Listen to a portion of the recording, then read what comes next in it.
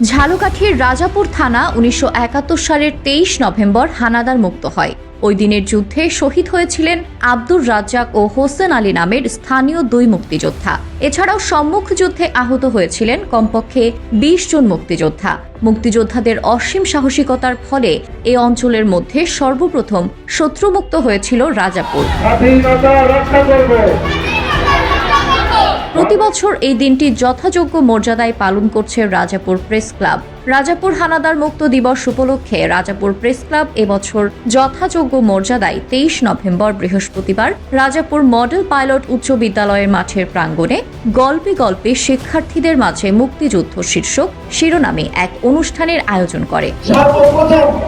এই ৯ নং সেক্টরে আমরা রাজাপুরকে হানাদার মুক্ত করি। ১৯৭১ সালের ২২ নভেম্বর সন্ধ্যা থেকে মুক্তিযোদ্ধারা পাক হানাদার বাহিনীর ক্যাম্পে আক্রমণ চালায়।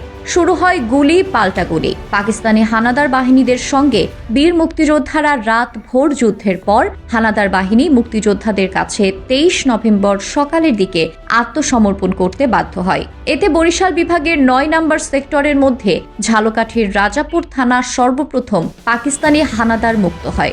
৯ নম্বর সেক্টরের মধ্যে সর্বপ্রথম স্বাধীন বাংলাদেশের পতাকা উত্তোলন করা হয় রাজাপুরে। স্বাধীনতা আন্দোলনে আমাদের এই রাজাপুর ৯ নং সেক্টরের অধীনে ছিল এবং এই ৯ নং সেক্টরের সাব সেক্টরের দায়িত্ব ছিল শাহজাহান উপযুক্ত।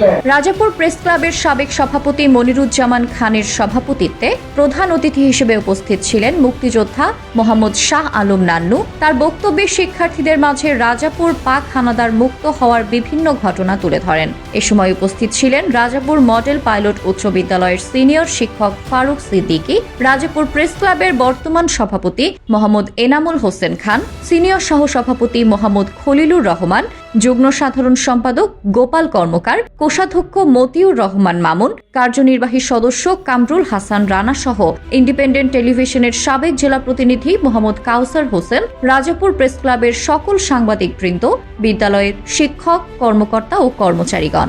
এই রাজাপুর থানাকে আমরা চতুর্দিক থেকে আমরা ঘিরে রাখি, বর্ণন করে রাখি।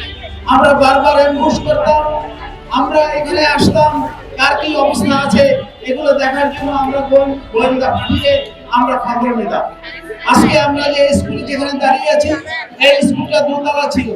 এই স্কুলের ছাদের উপরেও সেই যে পুলিশ এবং রাজাকার তারা এখানে বালির বস্তা দিয়ে তারা পরীক্ষা তৈরি করেছিল। এখানে তাদের অবস্থান ছিল, এখান থেকে গুটিয়ে ঢোকানোর জন্য তারা প্রস্তুতি নিচ্ছিল। থানার মধ্যে বেঞ্চ ছিল, থানার মধ্যে পরীক্ষা ছিল, মাটির নিচে খুঁজে সেখানে তারা অবস্থান নিত। এটা বলে বেঞ্চ। সত্য, বস্তুনিষ্ঠ ও নিরপেক্ষ দৈনিক জনবাণী।